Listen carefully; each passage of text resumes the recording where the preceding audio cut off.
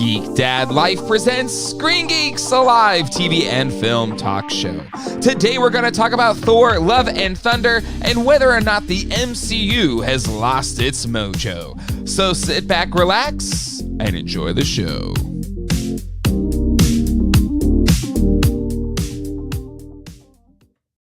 Hello, everybody, and welcome to Screen Geeks. My name is Jay, and with me, as always, on this journey of Screen Geeks, even Screen Geekery, even if it's a Monday at 3 o'clock, is my good friend Ralph. Ralph, how you doing today? I'm doing great. I gotta say, Monday at 3 o'clock is Monday at noon for me, and this is really easy. I can do this. I can do this every week. You're like Captain America. I could do this all day. Yeah, absolutely. It's been a minute, but I'm glad we're back. Yes. And yes. Is this the first? This is the first Screen Geeks. It is.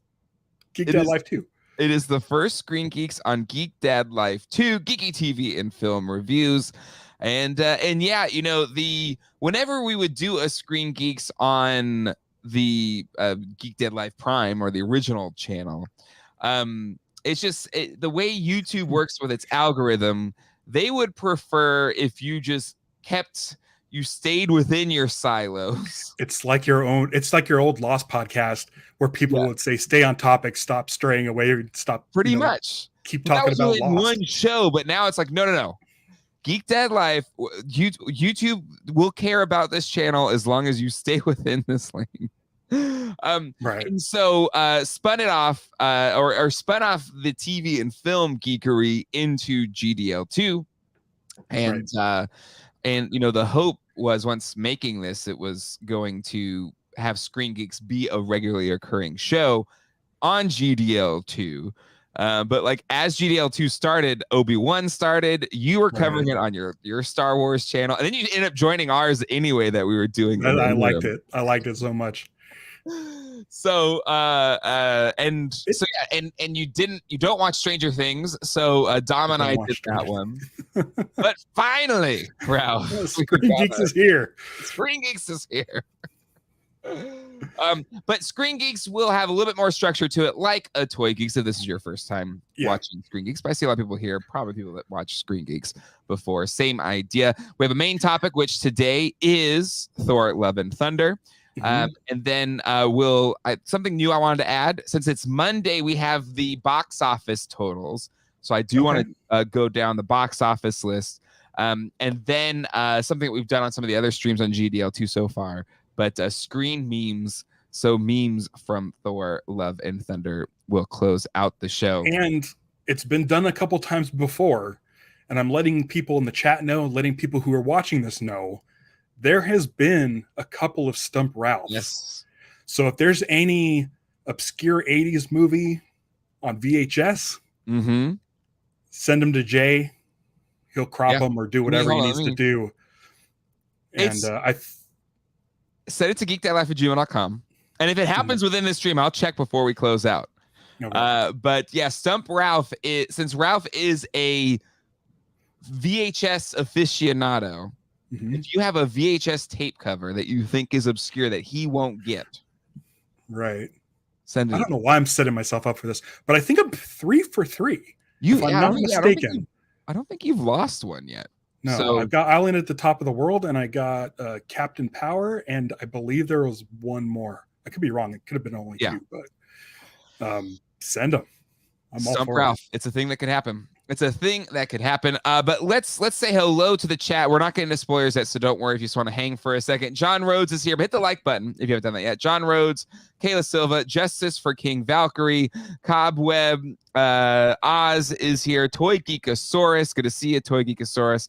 Boomstick Saint, Eric Munoz, Thor Love and Thunder, 11 out of 10.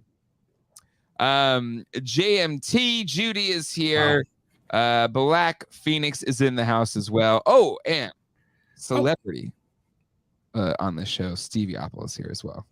She's on lunch in the next room over. Oh, is she? Hi, Stevie. I wonder if I could do a shave and a haircut. Hold on. Shave and a haircut. No. She's probably behind on the stream. Yeah, just like a minute from now, like 2 bits. All right. So yes, the thing with the streams on GDL2 is we're usually talking about a new TV show or movie. So here is your official. Oh, it just happened. Yeah. Okay. Spoiler alert. We're going to be talking about Thor Love and Thunder in all of its glory or unglory. So if you have not seen it yet, it's time to leave, but definitely come back. And actually something really cool. I got to thank Ralph for this because he's the one that like proved or at least showed me the concept. I was thinking it was going to be this really elaborate thing. It was like, no, it's actually super duper easy. But if you are a patron, all of the live streams on GDL and GDL2 are going to have audio versions that are posted to Geek Pod Life. So if, you know, like a lot of people ask like, Jay, these are great. I love them, but can you just do a podcast too? Because sometimes I'm on the go and I don't want to watch you on my TV or iPhone or whatever. Well, it's still too much work for me to have like podcast feeds and all that kind of stuff. This is trying to be as little work as possible. Right. Here to get these shows done as it is.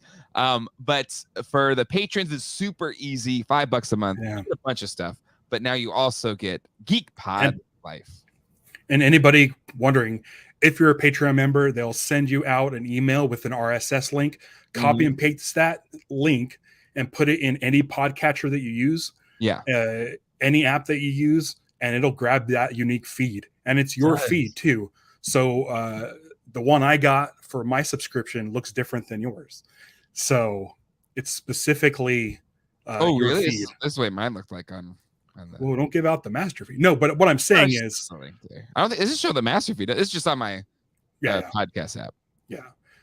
But the thing is, if I stop subscribing to your channel because I didn't win a Captain Rex, not saying that's going to happen, but if I stop my Patreon subscription, that unique link goes off into the ether, and now I can't listen anymore.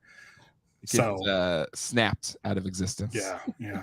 It's great though. Like as a podcaster, when I started using Patreon, I was like, oh my gosh, I wish everything was this easy. It's just an upload, the end. It goes to the people that it needs to go to. So I'm super happy. I mean, I watch Screen Geeks every week with Stevie and After Dark every week. So I don't know if I'll listen to it, but I'm really glad the option's there in case I miss it. Exactly. The option is there. It's another great value add for our patrons. And I'm pretty pumped about it. It reminds me of tiers. It's like you keep on stacking on these tiers. Like it's still $5, but now I get an audio feed and the Discord and After Dark and the raffles. It's nice. It's really nice. I'm just gonna keep putting more and more in. You're just like, God, all right, geez, I'll give $5. Okay, gee, you're giving me $10. I'll give you $5.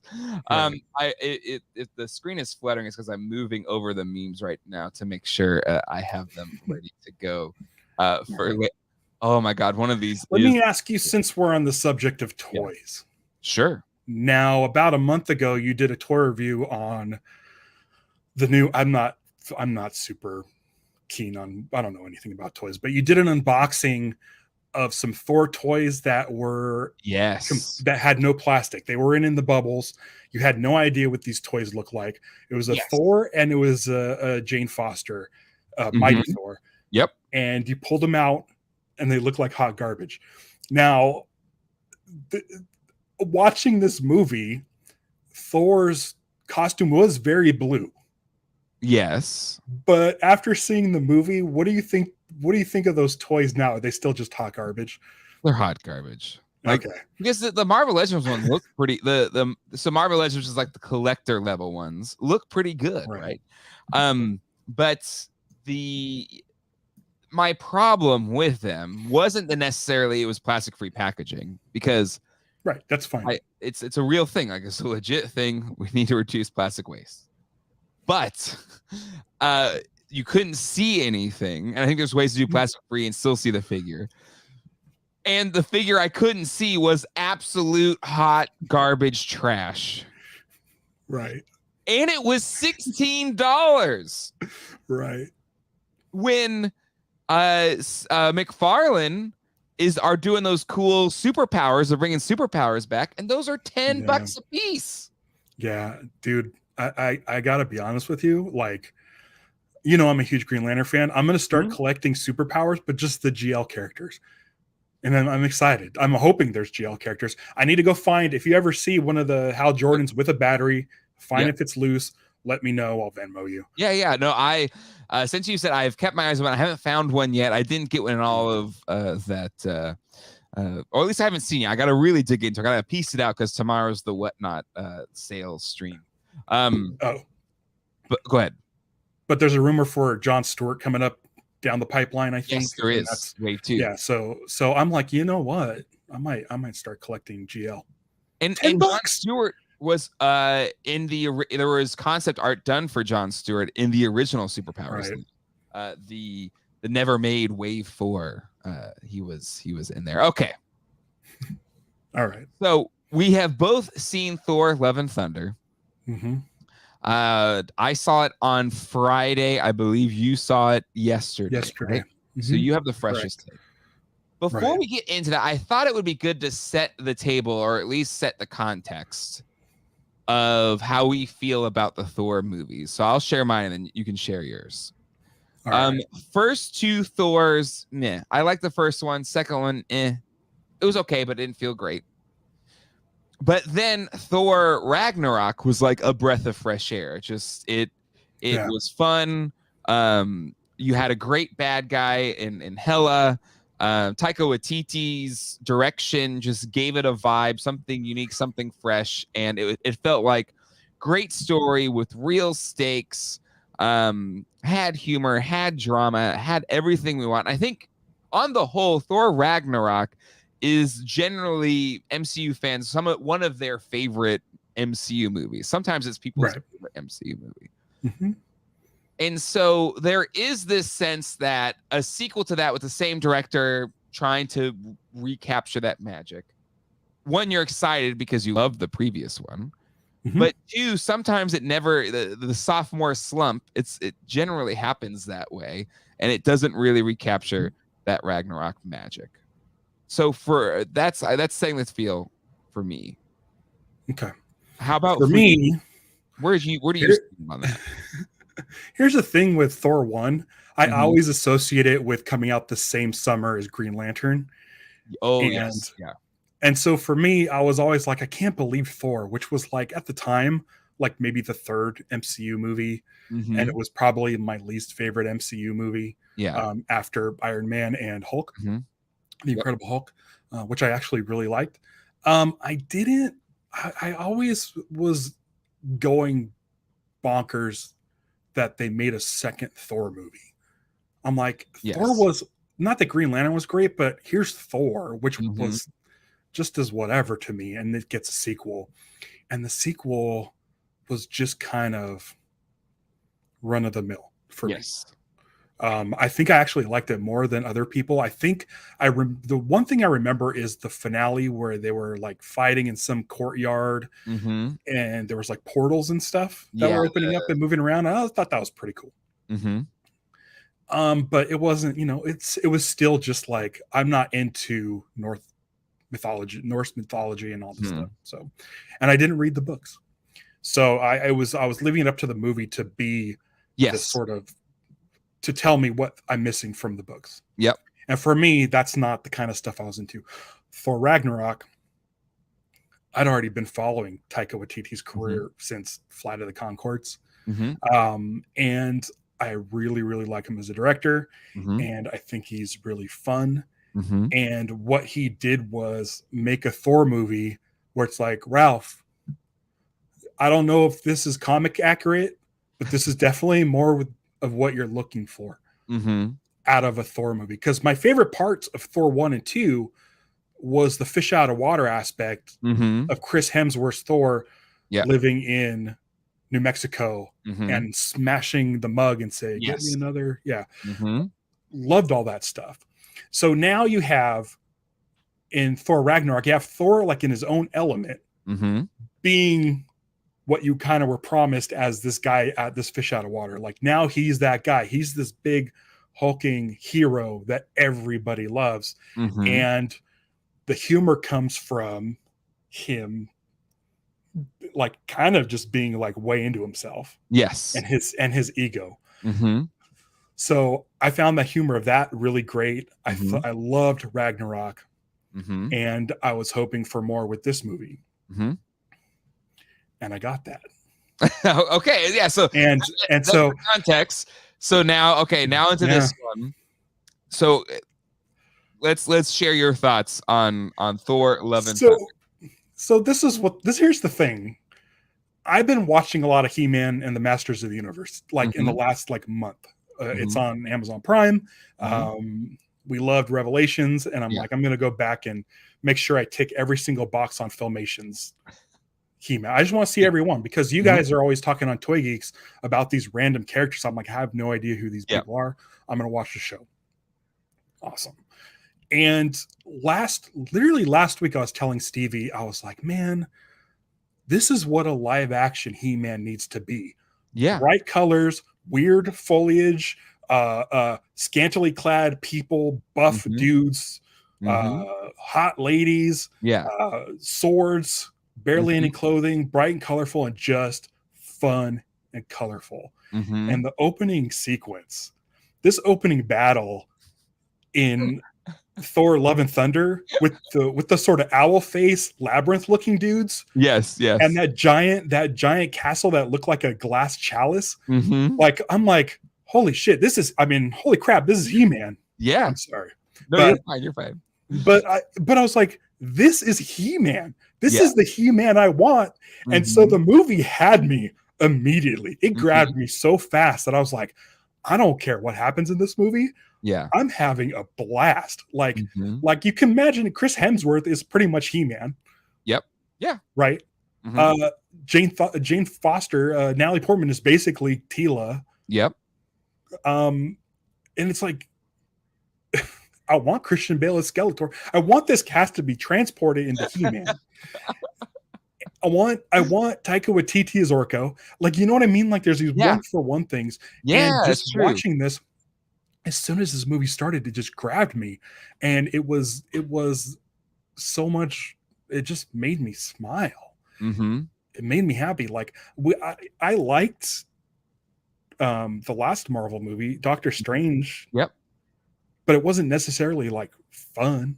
Like, it wasn't like joyous. Like, there was fun stuff in it, but it wasn't like jokes and lighthearted. I never really felt like, like, on reflection, and I know I think you listened to Blank Check as well, but like, to me, because everything is Sam Raimi films, and on reflection, I think the parts I loved the most was like the most Sam Raimi-ness of Multiverse of Madness, and all of the MCU hodgepodginess was part of the part I didn't like. Just like trying to throw in all these different interspersing characters and stuff. But like the Raimi-ness of it was a blast. Like the music battle. I don't remember. Did you hate the music? I remember I loved the music battle. I liked it. I thought I liked it. I liked it. But anyway, so I love the Raimi-ness of that film. And that's where it's like phase 4, more than any other phase, they have let maybe not completely, but they have let the directors have more of an imprint on the final film, right? So Shang-Chi, Eternals, maybe not so much the Spider-Man movie, but Multiverse of Madness, and now Thor Love and Thunder. I feel like there's more of a fingerprint from the directors. What do you think? Yes. Here's the thing. Yes. Sam Raimi, they're going to let Sam Raimi do his thing, but he still has to hit certain Marvel storyline points. Exactly. So you can tell when it's like they let Sam Raimi loose, and you can tell when he had to do Marvel stuff that he probably wasn't familiar with. Yes. Okay. Yes. Taika Waititi. I'm trying to think about this as in a way where here's the thing. There were reshoots on Thor Love and Thunder. There's reshoots on all of them. Go into those things without complete storylines, and they kind of figure it out as they're shooting is insane. But go ahead. There was extended reshoots, Mm-hmm. and it may or may not be the reason why Michael Giacchino didn't do the score all by himself. Mm-hmm. Yeah. The movie got pushed back a lot. I think a lot of people realize that when the trailer showed up really sort of late. Yeah. And then this week, Taika Waititi was talking about like director's cuts and stuff. Mm-hmm. I don't know if you read about that. Mm-mm. How he was saying like, I've seen director's cuts and they all suck. And I think it was him joking around because of the amount of reshoots that he had to do for this movie. Mm-hmm. And I believe he may have I'm basing this on nothing. I'm just assuming he has a different version of this film. So I don't know how much control he had over it, but I feel like watching this movie, it felt consistent all the way through. It felt like him. Mm-hmm. I didn't see anything that felt like weird ADR to move the story along, or weird sort of plot stuff that felt sort of rushed. It was I liked the runtime of it being 2 hours. So did I. I feel Same like with Doctor Strange. Yeah. I feel like maybe I'm just getting old, but I'm just like, oh, thank God, it's like 2 hours. That's great. It's not freaking 2.5 hours, 3 hours. I drank the biggest iced tea before I went to the movies. I'm like, oh man, what am I doing? And I'm like, oh wait, it's 2 hours. I'll live.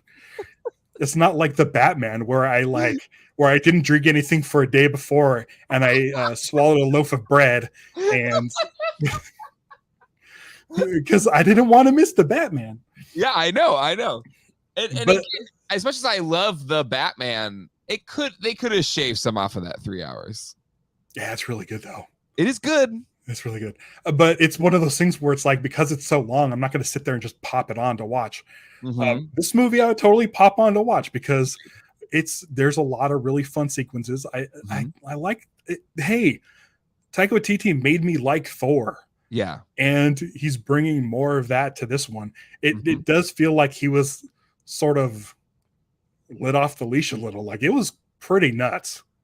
Like across the board. Yeah. Like the introduction of those goats, I'm like, oh, that's funny. The screaming goats. I've seen those goats online and they look like a bunch of a-holes. And I'm like, okay, cool. Those goats are awesome. I didn't know they're going to be in the whole movie. And I don't know how I got away with that. And not just like the goats are there, but like just that whale. Can I just say, like, I don't know if this makes me an idiot or what, but every single time they screamed, I laughed so much. Yes. It was comedy torture. It kept happening. They wouldn't let up, and I laughed every single time. It was a reminder. It was a reminder that, like, hey, they're called comic books for a reason. There's humor in this. There's levity, and I was just like, don't take this seriously. And I'm afraid that, like, diehard fans of Thor, the comics, who've been reading Thor forever, it might feel like a slap. Will it feel like a slap to the face of them? I don't know, but I'm like, I'm here for this ride. Yeah. I'm really here for this ride, because here's the thing. As stupid as the Green Lantern movie is, I only got one movie, and that sucks. If you're a Thor fan, you can go watch how many Avengers movies? You can watch Thor 1 and 2. Yeah. I'm happy that I have these two that are a little bit off the beaten path from your regular Thor. Yeah. So for me, I'm enjoying it. And if regular Thor fans don't, I feel so bad for them. But at the same time, you have plenty of Thor to go around. I don't know if it's, at least the response that I've seen, not so much that like Thor fans like, you've ruined Thor. It's more, I think there's a lot of big Thor Ragnarok fans. And this was my take as well. I was like, I liked the movie. I didn't love it. And so, like, it's the same. I enjoyed the ride, but the story didn't feel as compelling. And I've seen a few things, and well, there's some covered here in the memes. But, you know, there's something with the absence of Loki that's been such an essential component of Thor. But again, how many times can Loki die and then be brought back? So I understand that not being there. I really liked the Jane Foster inclusion. I know some people have been offended by the cancer storyline, but I thought it was. In what way? I don't know. Maybe they're making. I don't know. Stevie was telling me that she liked the cancer story because they're equating it to a battle. She goes to Valhalla because she lost her battle. Yes. And to treat cancer as a battle is such a powerful message. And I feel like God forbid anybody, watching this or us gets cancer, or anyone we know. It sucks. But to have this platform of this movie, like a major tentpole, big budget movie, addressing it and taking it so seriously, and having Kat Denning be like, hey, you need to focus on this and not the lab. It's all about the battle. And no amount of magic's going to help you. Yeah. You got to really focus up and fight if you want to win this. Yeah. And I thought it was a great message. You don't see that kind of stuff in Marvel movies. I don't care how serious the Marvel movie is. We don't get anything like that. Tony Stark was dying from some magical made up BS of like shards going towards his heart. Like, it's not, it's taken serious, but it's not, I mean, it's a made up thing that none of us are going to get. Yeah. But with this, it's like, hey, this is a very real thing. And they treated it. It was like the one thing they didn't treat as a joke. That storyline and Christian Bale, the God butcher. I really identified with his story. I really did, to be honest. Yeah. Like, it was a. I feel like the thing is, like, these movies, and I've said it before. I said it on WandaVision. I've said it on everything else. I'm tired of the big floating fight in the sky with swirly clouds. I'm sick and tired of it. Yeah. And we did get some of that with this, with the scene with the kids. But the climax of the movie is in the quietest place with regular clouds, not swirling. And that's all it is. Yes. It's these four characters coming face to face and being like, what do you really want here? Yeah. And I thought it was great. Yeah. I thought it was great. And I don't know. I have no complaints with the Jane Foster story. Yeah. Yeah. No, I thought it was great. I agree. Like, I understand for some it may be really difficult to see it. Like, I lost family members to cancer. It is awful. I mean, losing anybody is awful. But I think at no point was I. But again, everyone's different. Everyone receives things differently, so I don't want to paint that broad a brush. But I thought it was compelling, and I really thought it was moving. How it is that I'd rather live and go out, feeling doing something that I want to do and be in control of.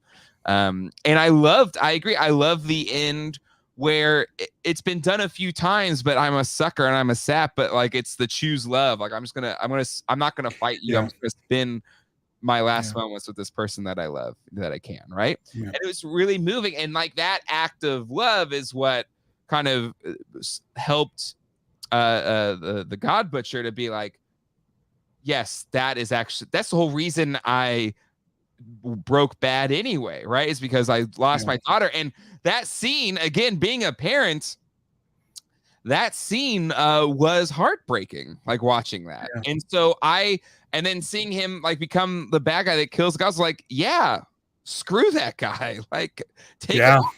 And then you go to the Zeus and everything. I'm just like, I'm kind of on the bad guy side on this one. Screw all these people that are just not giving a crap about people that are suffering, But what's great about what I like about the movie so much is that sequence at the beginning of the battle and the Guardians being excited to hear him do his speech again that they've heard.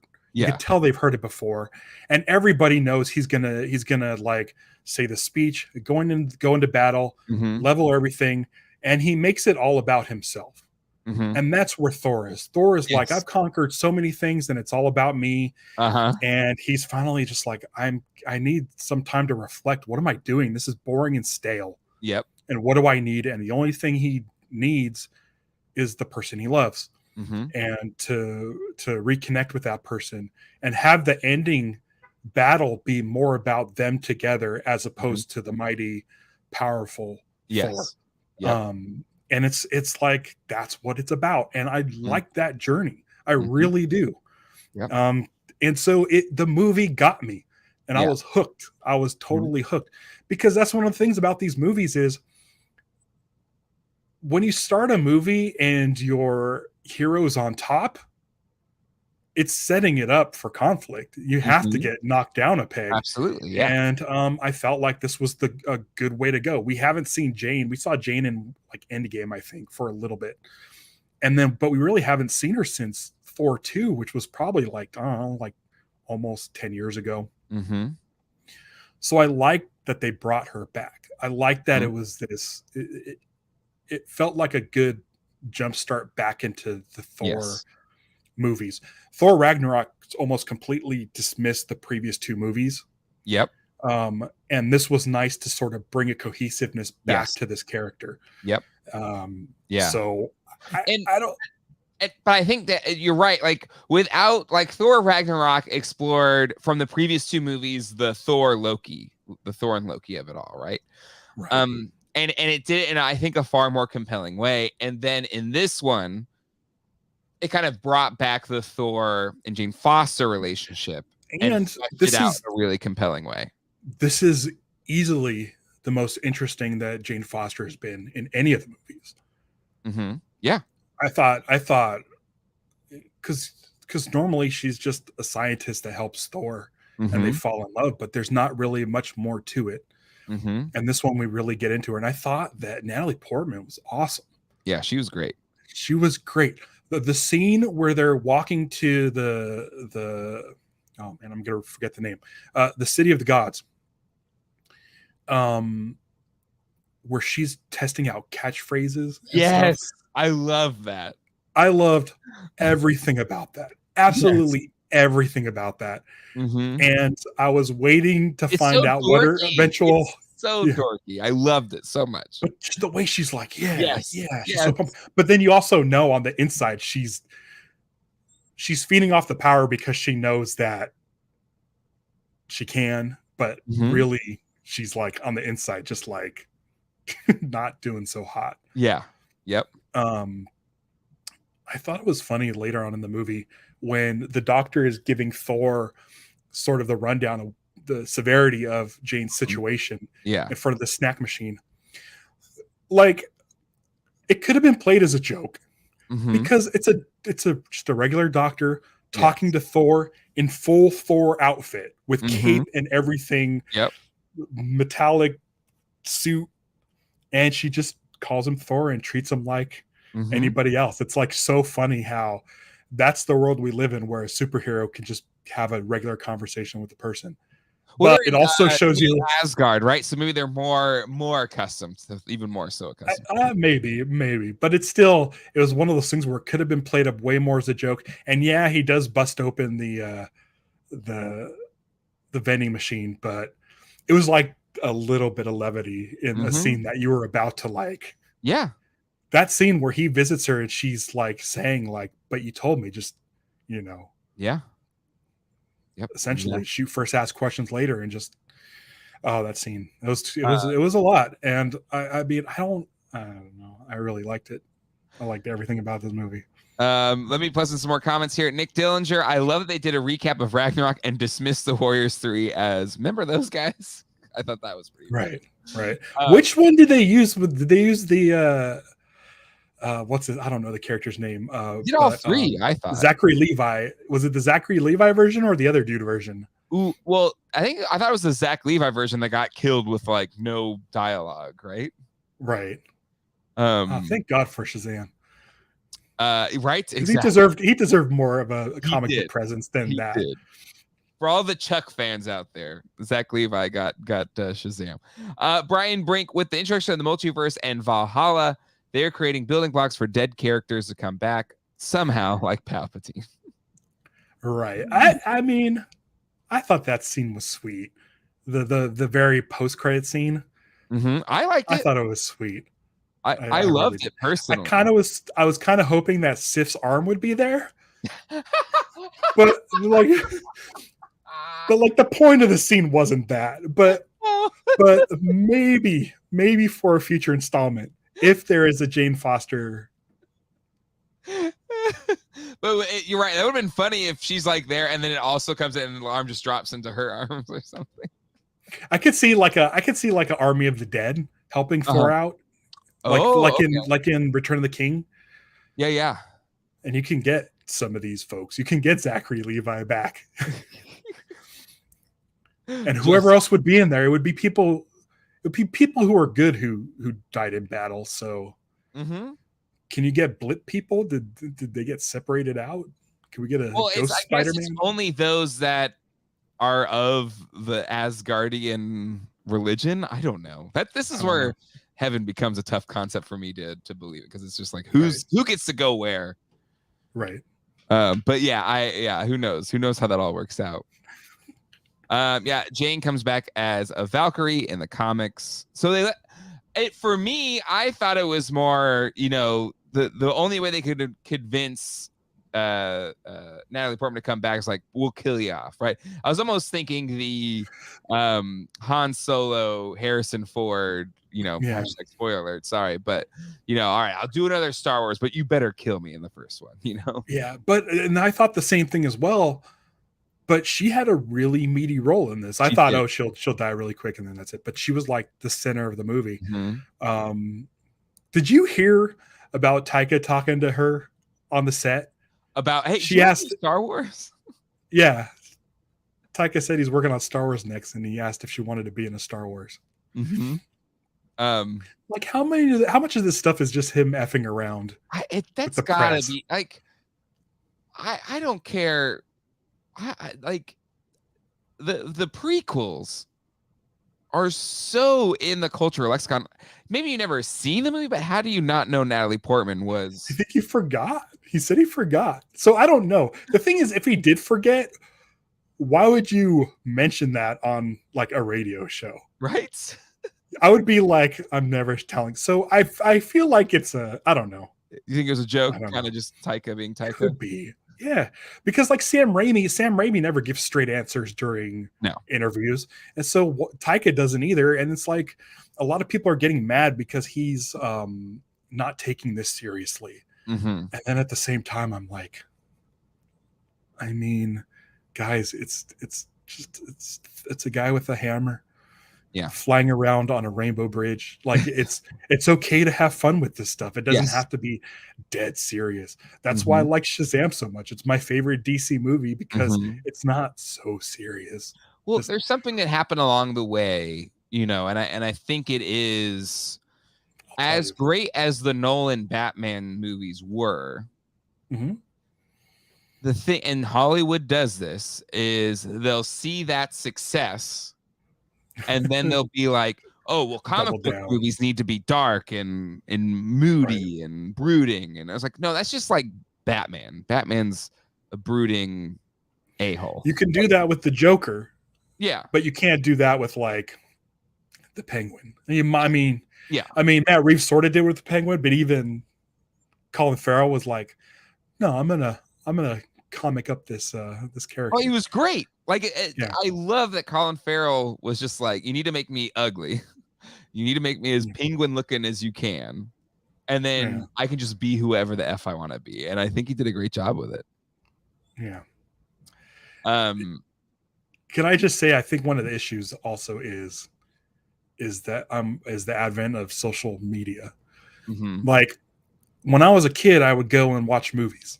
I remember I saw Ghostbusters 2 days in a row, and I loved it. And then I went and saw, like, that summer was nuts. All kinds of movies came out. And I didn't even know movies were coming out. Great. Awesome. Nowadays, we know about reshoots. We know about the directors. We know who, like, I knew Steven Spielberg directed stuff, but I didn't know, like, what he was up to. I didn't watch Steven Spielberg interviews. Sure. And so with social media, I feel like there's this thing where we start getting a lot of information about the inside scoop on what's going on with the making of our favorite franchises. And then we start picking things apart a little bit more, and we start speculating in a little bit more and getting our hopes up, or doing all these things to the point where it's like, oh, this movie didn't do what I wanted it to do. Sure. Because I thought it was going to go this way. Mm-hmm. I didn't just watch the trailer and then show up to see a movie. Yes. But then it gets to the point where it's like, well, I don't like this thing that happened, so I'm going to sign a petition. And I'm going to start making a stink online to make sure that a different cut gets on. Yeah. Like, so I feel like I kind of missed the days of being able to just, if you happen to be at the movies, that's where you saw a trailer and you got excited about a movie. Maybe your mom has a magazine with a poster of Indiana Jones in it, and that's how you know the movie's coming. Or a commercial on TV, if you happen to see it that you weren't able to DVR or stream. Sure, yeah. You happen to come across the Indiana Jones commercial. And then that's how you knew it was coming, and you'd bother your parents for months and months. Is it out yet? Is it out yet? Yeah. And it was great. But now there's so much inside baseball. It's like we've all become sort of filmmakers. We all know how it's supposed to be done. And we've all become critics. And it's like, no, we don't need to do all that stuff. Yeah. I've always liked just having conversations about the movies. Like, I'm not going to sit here and start telling you how I would change stuff. I like looking at what was given to us and being like, yeah, that was, I like this. I like this. I didn't like that. But it's one of those things where it's just like, I found joy in this movie. It was so much fun. Yeah. And I do see the comments online, and I'm like, I don't know. I think it's just that. Don't get mad at the director. Just if you didn't like the movie, that's fine. But I did want to bring this up before we go into box office. I will say though, I enjoy the movie. I didn't love the movie, and there hasn't been, save for Spider-Man, it's kind of like phase 4, but kind of not. It didn't really connect to it. It was kind of its own movie. Really phase 4. But phase 4, it hasn't locked in yet. And I'm not saying this isn't without precedent, because I'd argue phase 2 for MCU was also like Iron Man 2. I didn't really love. It wasn't until Captain America: Winter Soldier I was like, whoa, like this is gone too even much. phase 1's kind of. I mean, a lot of people are lukewarm on the Incredible Hulk and lukewarm on Thor 1. Thor 1. And then what else is there left? It's just Captain America, First Iron Avenger. Man, and that's it. Yeah. So phase 1 isn't like this grand thing. It just set up the characters. But I think you Endgame ended in such a way where everyone's like, oh my God, it's the greatest thing in the history of the world. I feel like. Let me just finish this thought real quick. Yeah. I do feel like with phase 4, if there's one issue that I do have with it, is, and this is what happens with comics in general, is eventually you get too much mythology, too much lore, too many interspersing storylines that you can't just go into it and be like, here's a movie I can just go in and watch. And like, if there's one big problem I have with Multiverse of Madness is I wanted more madness, and it just had too much multiverse. Like it just did, or too much. Wanted Superman and his amazing friends to have a cameo. Yeah, exactly. Like, everything should have been on the table, and I was like, oh, okay. I guess it kind of did. But anyway, so thoughts on that? If there is an undercurrent, because it seems like there is an undercurrent that phase 4 is not hitting as well as we hope it would. But what do you think it connects to that comic book problem of eventually the longer you go on with a continued comic book storyline, it's the reason they always have a Crisis of Infinite Earths or whatever. They like blow it all up and start all over again. Is that problem, that comic book problem, the problem that maybe MCU is facing right now? I think here's the thing for me is that the focus of phase 1 was we're going to get to the Avengers. You have the scene with Samuel L. Jackson at the end of Iron Man. I'm creating the Avengers. That's the focus of phase 1. Phase 2, the focus is that Thanos? Yeah, it's the Infinity Stones, right? Because I think the end of Avengers is like he's like, all right, I'll do it myself, and he puts the Infinity Gauntlet on. Right. So that's the focus of phase 2. Phase 3 was the focus was Endgame. What essentially leads up to Infinity War and Endgame, right? Phases 2 and 3 steamroll to that. Yeah. So yeah, phase 3 is essentially gets you to Civil War.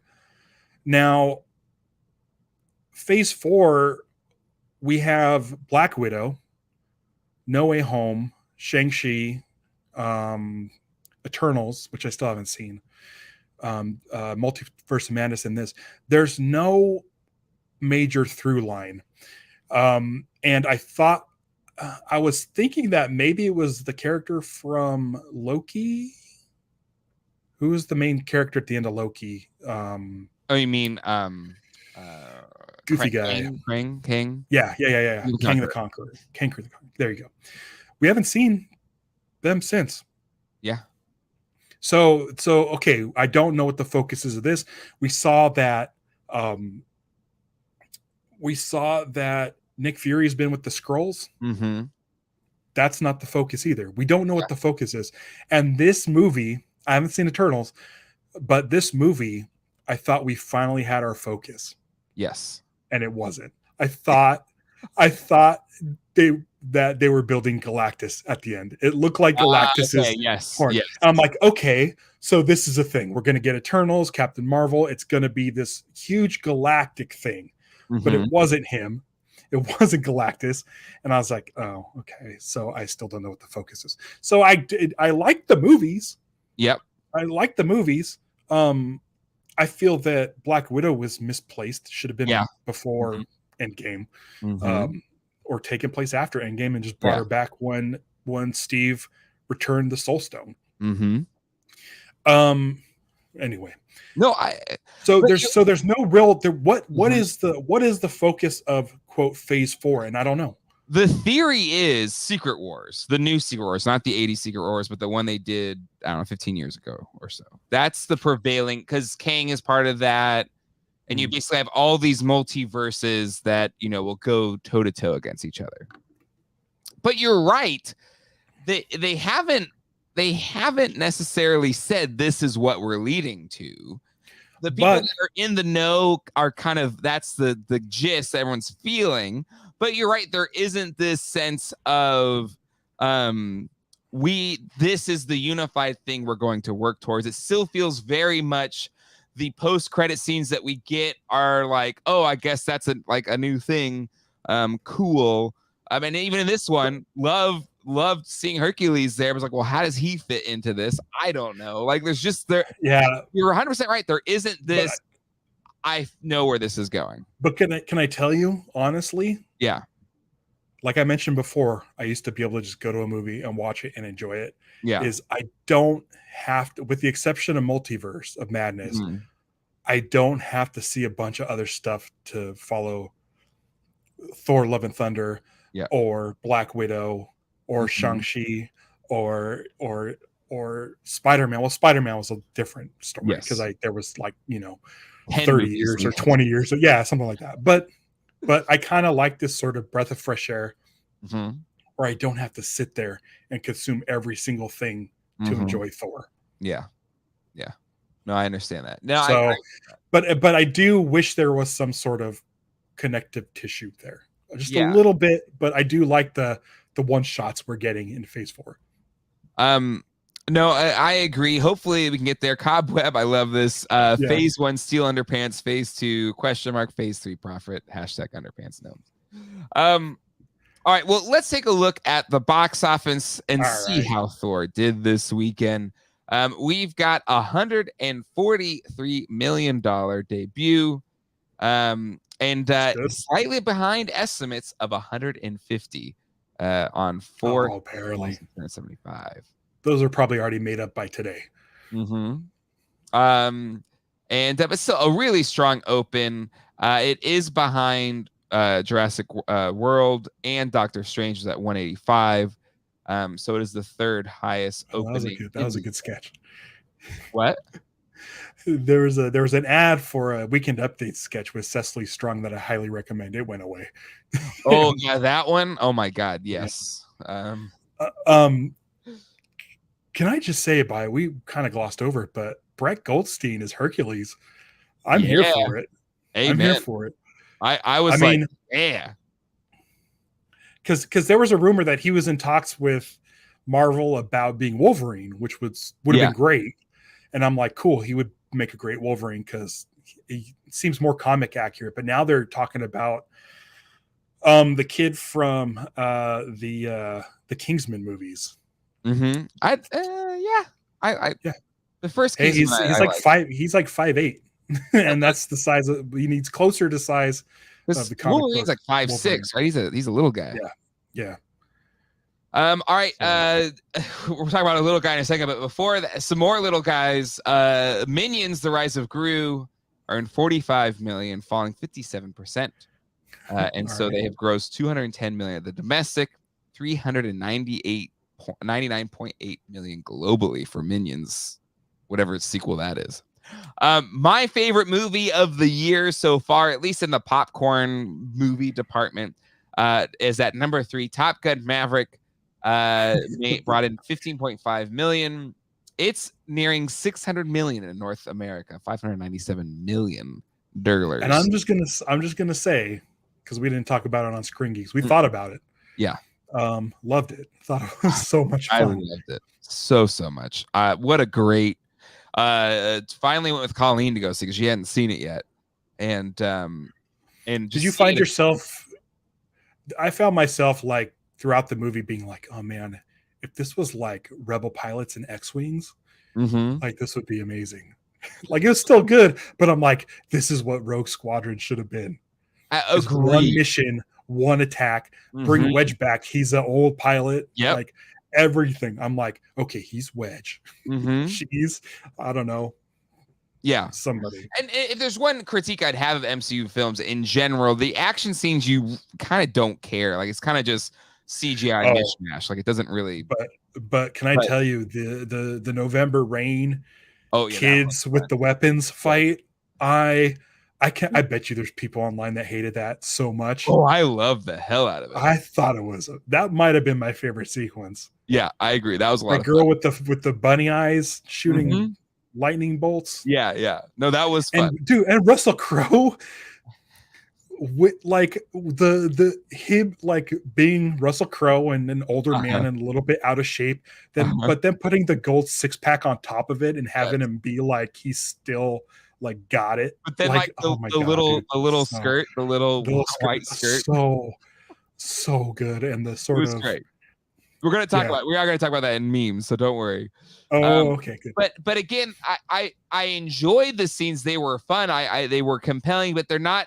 It's not like Top Gun where the scenes, and again they do because they're flying real planes and it's real G forces on their face, right? But it's just those action set pieces. Again, kudos to the director who also did Tron Legacy, for just capturing scenes that really make you feel something, you know. Can I say before we get off Thor, I love the music. Giacchino put out a really great score, and I liked his themes. His new Thor theme is great. This is the 4th Thor theme. This is the 4th composer to tackle Thor, and so I really enjoyed it. His theme is very whistleable. That's important. Whistleability is important. Whistleability. Baz Luhrmann's Elvis is number 4, 40% dip. I still need to see this. It hasn't quite cracked 100 mil in the US. I do want to see that one. Jurassic World is still hanging in there, number 5. North America box office of 417. That movie I did not enjoy. That was kind of a snooze fest. I haven't seen the last 2. It was better than the second one, which was awful. But this one just felt kind of like it did the thing that I hate series do now, and whether it's budget reasons or whatever. But the whole thing, the last movie sets up like, okay, dinosaurs are going to be in the real world, right? And but it doesn't happen till the very end of the second one. And then it's like, okay, well, the next one, that's going to be the dinosaurs in the real world. But what this movie does is it jumps ahead 3 years and all the chaos has already happened. Now it's just kind of dinosaurs are in the real world and nobody gives a crap. And I'm just like, wait, I wanted to see the thing when they were in the real world. And Westworld has done that to me this season, where the whole time they're setting up the battle of the machines versus humans, and season 3 ended. Okay, we're finally machines versus humans, and season 4 skip ahead 7 years. It's already happened, and now you're just trying to figure out what happened. I was like, no, can we see the thing that we're leading towards? I guess we can't do that. Marcel the Shell with Shoes On this looks like a lot of fun. Limited Run is up there at number 6, by the way. Heard good things. Yeah, I do need to see that. Mr. Malcolm's List and is at number 9, and there you go. It closes out. No Lightyear, huh? No Lightyear. Maybe Lightyear's 10. Lightyear, I enjoyed it. I think the problem with Lightyear is they never found a way to explain or effectively explain to people that this is not the Toy Story Lightyear. This is its own movie. And I honestly think they made it worse by saying this is the movie Andy watched and why he wanted to buy a Buzz Lightyear toy. Versus it should have been like, no, this is not the toys. This is just having a fun space adventure, and we wanted to have Lightyear do it or something. I don't know how you could have done it. I enjoyed the movie, though. I really liked it. But I think its problem was they never figured out how to market that thing. Yeah.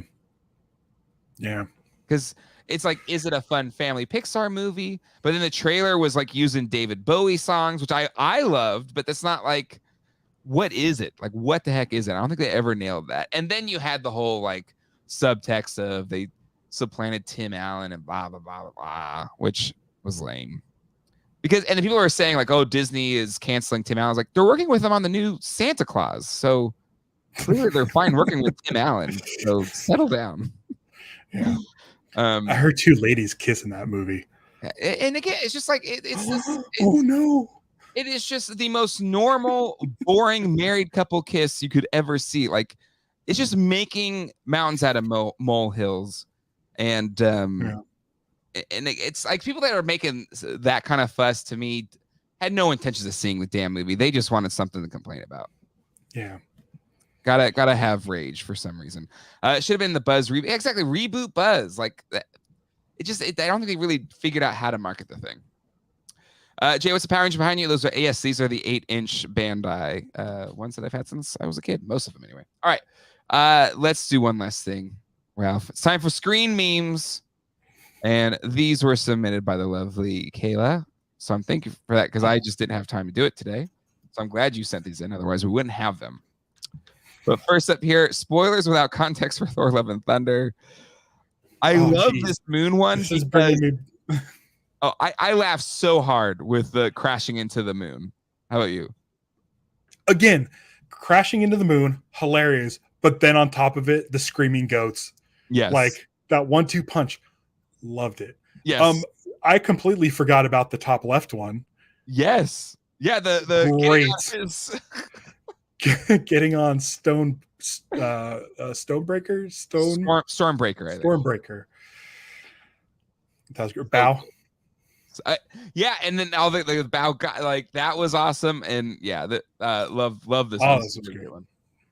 These are my favorite memes, by the way. Those out of context. Yes, spoilers out of context. Absolutely, I love those ones. Same. This one. How am I supposed to enjoy a new Thor movie when Loki is around to fake his death, collab with the villain for a second, and then change his mind immediately after seeing Thor once and remembering that he loves his brother, and then gets killed. I love that they reference that in the beginning of the movie, though. Yeah. I think my wife is a Sith Lord. Natalie Portman. Thor. I watch MCU for the plot. The plot. That part was in the trailer. Yes. And everyone still gasped. Listen. I think it's too much to handle. It is. And apparently he got the most jacked for this movie. And I don't. Natalie Portman had CG arms. Which I didn't even notice. I heard it, but I don't care. Whatever your is this the first MCU butt we've seen? It's gotta be. It's gotta be a bear butt. I think so. Yeah. But if it had to be any of them, it would be Thor, right? So I'm okay. Yeah. He's a Greek god. Like they just, 10 stars. 10 stars. Out of 10. Thor's butt seen on screen. 10 out of 10. Oh my god. Oh my. Okay, Oh. I love this. And some people have really hated the jilted lover Stormbreaker bits. I thought it was hilarious. Dude, when Stormbreaker would slowly creep into frame. So good. Listen, guys. Listen. It's fun. It's fun. I cracked up and I have a loud laugh. So I definitely filled that theater with laughter. Just like, yeah, because I like slowly came into frame. And I liked that the hammer broke up and came back together as a weapon. Like, I thought that was a cool idea. I love that concept, and it was really well done. Same. I was like, oh, I guess is she gonna glue it back together? But I love that it's still broken, but she's able to release it and then come back. Yeah. Brian Brink, I love this. Next time Thor sees Cap, I've seen you've caught my ass. Like again, Cap has America's ass, but I gotta say, I think Thor wins in that battle. Yeah. Right? Black Phoenix, Thor's ass is the main reason to see the movie. Hey, yeah, like I can't argue with it. I can't argue with it. Me going to bed, sleeping. Oh God! Of course, Kayla sent that one in. Let's see. You didn't vet these before? No, I literally jumped on. I'm gonna have to edit that one out later. Jeez, what are you doing over here, Kayla? Let's see. A heart-shaped lightning strike during a thunderstorm over France. Hi, I'm Thor. You're watching the Disney Channel. Oh, this one I thought was hilarious. Christian Bale, Atheist Bale. That's really good. That might be my favorite. Yeah, that one's a really good one. And Thunder and Love. the photoshopped clip art skirt. Oh my God. Oh, too funny. All right. Well, there you go. There's your screen memes. And that's it. I think that's it for good job. Screen Did you get any Stump Ralphs in there? Let me check. Nope, no Stump Ralphs, but that's okay. We'll get it started back. And it's harder to. It is hard. Like, how many people have VHS collections? How many people can find cases and take pictures or find pictures? But you can just Google it. Just Google obscure VHS movies and see if we can stump Ralph. geekdadlife@gmail.com. Feel free to send your submissions there. All right, Ralph. I think that's it for Screen Geeks today. Thank you, everybody, for hanging out. Glad to be back with you, my friend. And and again, you can listen to this audio form if you are a patron. $5, patreon.com/geekdadlife to get Geek Pod Life. I heard John say on Toy Geeks last night. He would rather listen to Screen Geeks than see my face. Like, that's pretty much what he said. And I guess I'm fine with that. As long as John's happy, I'm happy. There you go. And let's do this more often. I agree. I think, do we keep this Mondays at 3? I think maybe. Listen, you guys don't get a new toy every week, but there's plenty of toy news. There's plenty of screen news. I don't see why not. Well, there you go. Hit the subscribe button and that bell icon to make sure you don't miss future episodes of Screen Geeks, as well as any other of the geeky TV and film reviews that are dropped here on GDL2. All right, everybody, take care. Have a good rest of your Monday. And until next time, hasta luego. And goodbye. My hammer.